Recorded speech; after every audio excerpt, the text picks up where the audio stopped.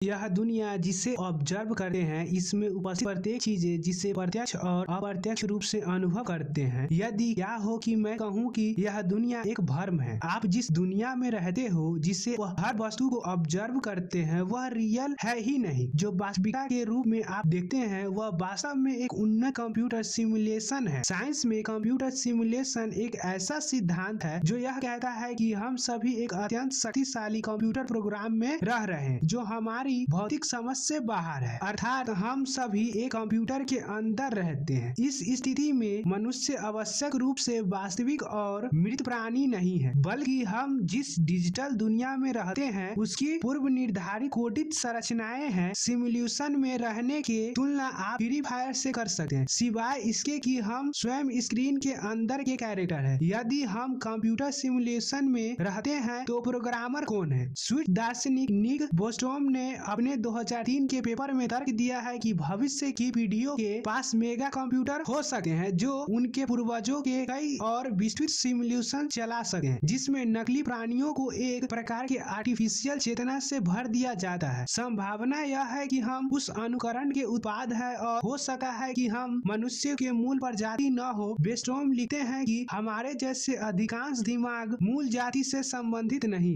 बल्कि मूल जाति के उन्नत वंशजों द्वारा अनुकरण किए गए लोगों से संबंधित। तब यह तर्क देना संभव है कि यदि ऐसा मामला होता तो हमारा यह सोचना तर्कसंगत होगा कि हम संभवतः मूल जैविक दिमागों के बजाय नकली दिमागों में से है। न्यूयॉर्क विश्वविद्यालय के दर्शन शास्त्र के प्रोफेसर डेविड चाल्मर्स ने कहा कि इस सिमुलेशन के प्रोग्राम एक ऐसे व्यक्ति को मानते हैं जो हमारे ब्रह्मांड से अलावा दूसरे ब्रह्मांड में रहते हैं, जो हमसे कई गुना विकसित और शक्तिशाली सभ्यता। इस दुनिया में उपस्थित प्रत्येक व्यक्ति, पर्यावरण, वस्तु, घटना और संवेदना शामिल है। यह सभी कोड द्वारा ही निर्मित है। इसमें इन सभी घटनाओं और ज्ञात भौतिकों को अत्यधिक विस्तृत अंतरिक्ष पैमाने पर अनुकरण करने के लिए पर्याप्त शक्तिशाली हार्डवेयर की आवश्यकता होगी। इस अर्थ में वास्तविकता की कल्पना एक विस्तृत खुली दुनिया के कार्यक्रम के रूप में की जा सकती है, जो हमारी समझ से परे एक सुपर कंप्यूटर या क्वांटम कंप्यूटर पर चल रहा है। क्या वाकई में जिस दुनिया को हम जानते हैं वह नकली है? किंतु कैसे? मनुष्य स्वयं वास्तविक और जैविक है, लेकिन दुनिया और हमारे आसपास के कई लोग नकली है। इसे पूरा करने के लिए हमें अपने चेतना को यह सोचने के लिए प्रेरित करना होगा कि हम सच्ची वास्तविकता में हैं, जिसमें सभी संवेदनाएं सजीव लगती है और मनुष्य की नकल करने वाली नकली कैरेक्टर ट्यूरिंग टेस्ट पास करने में सक्षम है। शक्तिशाली कंप्यूटिंग हार्डवेयर के साथ साथ इसमें आर्टिफिशियल बुद्धिमत्ता कॉम्प्लेक्स की भी आवश्यकताएं होगी, जिसे मानव मस्तिष्क द्वारा वास्तविक माना जा सके। बेस्टॉम ने बताया कि यदि मनुष्य हजारों वर्षों तक जीवित रहने में सक्षम है, तो वह जिसमें भौतिक नियमों और सामग्री और एनर्जी बाधाओं के अनुरूप अधिकांश तकनीकी क्षमताओं को हासिल करने में सक्षम हो, तो संभावना है कि वे इस स्थिति में पिता से संबंधित सिमुलेशन चलाने की क्षमता होगा।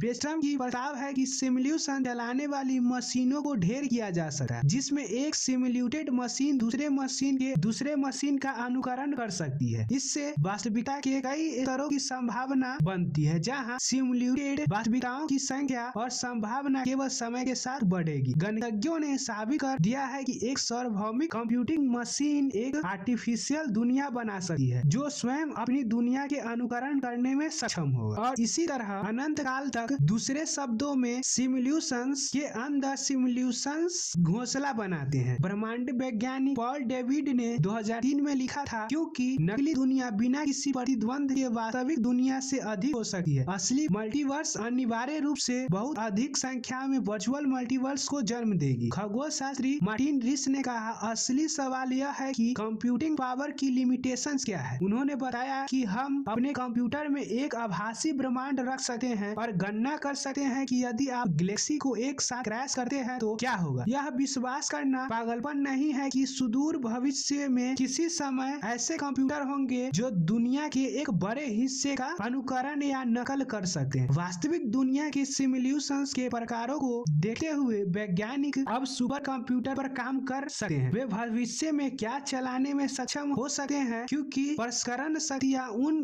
स्तरों को प्राप्त करती है जिन्हें हम वर्तमान में समझ ही नहीं सकते। 2016 में न्यूयॉर्क के American museum of natural history में 17वीं वार्षिक आइजैक सॉमी पैनल डेविड के दौरान सिमुलेशन सिद्धांत पर वैज्ञानिक विशेषज्ञों के एक पैनल द्वारा चर्चा की गई थी, जिसमें प्रोफेसर जालमर्स, खगोल शास्त्री नील डेसरेस्ट, मेरीलैंड विश्वविद्यालय के भौतिकी के प्रोफेसर जेहरो द्विवेदी और हार्वर्ड विश्वविद्यालय शामिल थे। भौतिक विज्ञान लिसा रेने डेल समूह का सबसे निश्चित संदेह करता थे। हालांकि उन्होंने इस संभावना को स्वीकार किया कि कुछ भी वैसा नहीं है जैसा दिखता है, जिसमें ऑब्जर्व की संख्यात्मक प्रक्रिया भी शामिल है। उन्होंने अपने भव्य प्रयोग के लिए मानव जाति को चुनने में हमारे कथित सिमुलेटरों के निर्माण के बारे में भी सोचा, लेकिन यह दूसरी ओर कुछ वैज्ञानिक इसे सत्य नहीं मानते हैं क्योंकि उन्हें लगता है कि यह मात्र एक कल्पना हो सकता है। वहीं दूसरी ओर कुछ वैज्ञानिक यह समझते हैं कि हमारी सभ्यता के व्यवहार पर बड़ा प्रभाव पड़ता है। ग्रीन ने समझाया तो हमारा सिमुलेशंस अब सवालों के जवाब देने के लिए उपयोगी नहीं होगा। वास्तविकता का बुनियादी स्तर जिसमें सिमुलेशन करने वाले कंप्यूटर शामिल है, क्योंकि ऐसा इसीलिए है क्योंकि ऐसे प्रयोगों प्रमाण बेसमेंट स्तर पर कभी नहीं हो सकते। इसीलिए भले ही यह साबित करने के लिए कि हम एक सिमुलेशन में रहते हैं, हमारे प्रयोग पर हमारे सिमुलेटर कैसे प्रतिक्रिया देंगे इसकी कई संभावनाएं हैं। सिमुलेशन शटडाउन कम से कम किसी भी अन्य चीज की तरह गंभीरता से लेने लायक है, क्योंकि यह सिमुलेशन विज्ञान में दिखी गए रुझानों द्वारा समर्थित है। आज के लिए बस इतना ही। धन्यवाद।